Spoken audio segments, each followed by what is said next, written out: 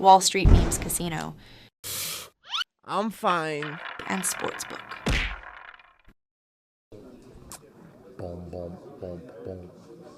This is Joe Pugh for IFLTV, joined by, as described up there, as the sweetest man in boxing. Baby, Sugar Hill. Do you think you're the sweetest man in boxing, Sugar? I don't know. I just got to go by what the people say. I don't know. How are you finding camp, first of all, with Tyson? Very delightful.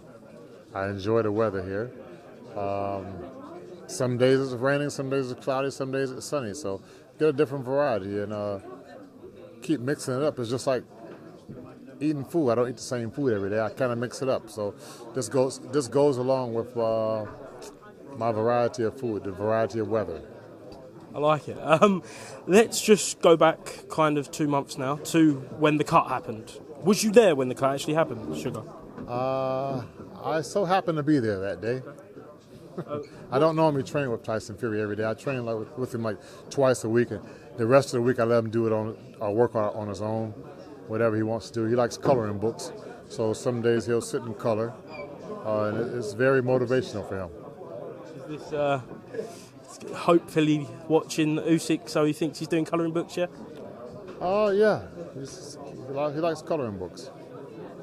Interesting fact that we didn't know there about Tyson. So when the cut did happen, Sugar, what was your initial reaction? Initial reaction was, oh, he's cut.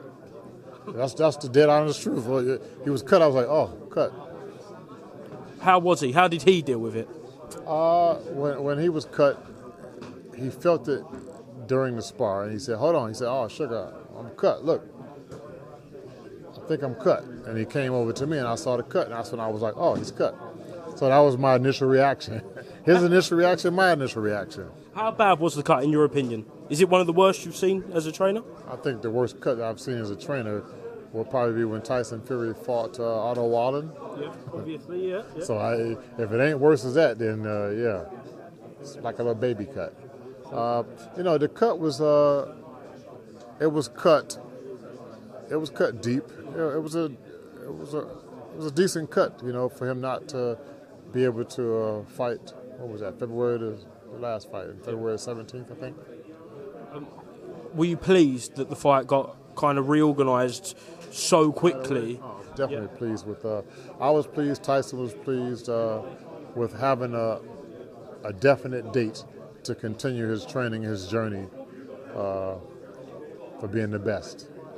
Has it been difficult to kind of maintain this camp? Because obviously you work to a peak date, which was originally February, and now you've got to work to a new optimum, which is in May. So has it been difficult?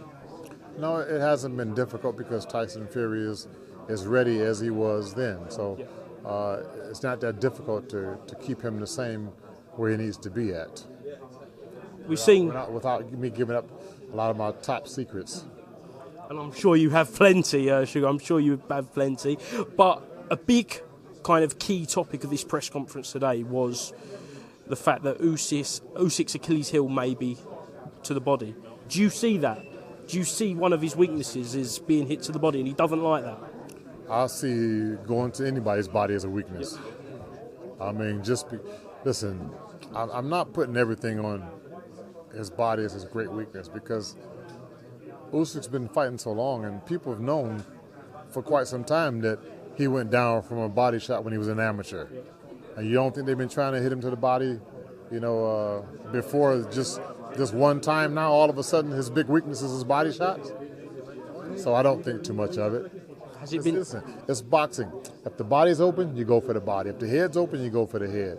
If the left side's open, you go for the left side. If the right side's open, you go for the right side. This is boxing. You got two hands to do it. Has it been difficult to find other weaknesses in Alexander Usyk's offense, defense, his whole game? No, every boxer has a weakness, even Tyson Fury himself. It's just how often do you leave those weaknesses and openings open, and if you can make adjustments yourself if you do something wrong to correct it. That's what boxing's about. Up there, over the phone, His Excellency Turki Al-Sheikh said that he wants Tyson to fight 7, 8, 10 more times. As his trainer, you see him physically, you see him kind of mentally, how he's performing. Do you think he could fight on for a further kind of multiple times? I mean, listen, you know as good as I know. You saw how happy Tyson was about it. So, yeah, it all depends on how he feels in his mind. It's not for me to say. It's not for anybody to say. It's all on Tyson Fury, how he feels, and what he wants to do in his life. Yourself, Spencer, Frank, even his dad John eventually said we expect the knockout in Saudi Arabia. Are you working? You heard it all. Yeah. Some people didn't hear all of it. Yeah, he said it at the end. He did say it at the end, but are you working towards that knockout? Are you going for the knockout? All roads lead to a knockout. Yeah. No matter how you get there, all the roads lead to a knockout. Is this Tyson's most dangerous fight that you've trained him for? Every fight's a dangerous fight in the heavyweight division. As far as danger, as far as the excitement and explosiveness, that would be a different question. What's different between this camp and the camp with Francis Ngannou? And are we ultimately going to see a better performance? I'll get it to you right quick so you don't even have to try to figure out what questions to ask me. The difference is Tyson Fury was just training for a fight, and he's still training for a fight. When he fought Francis Ngannou, he wasn't training for a fight, and then he got up and trained for a fight. So, kind of a little bit rusty. Was he rusty that night? I don't want to say rusty. He won the fight. Yeah. You hear people talk about, and it's nothing for me trying to take away from Francis Ngannou on what he did on the night, because it all makes all the difference on the night.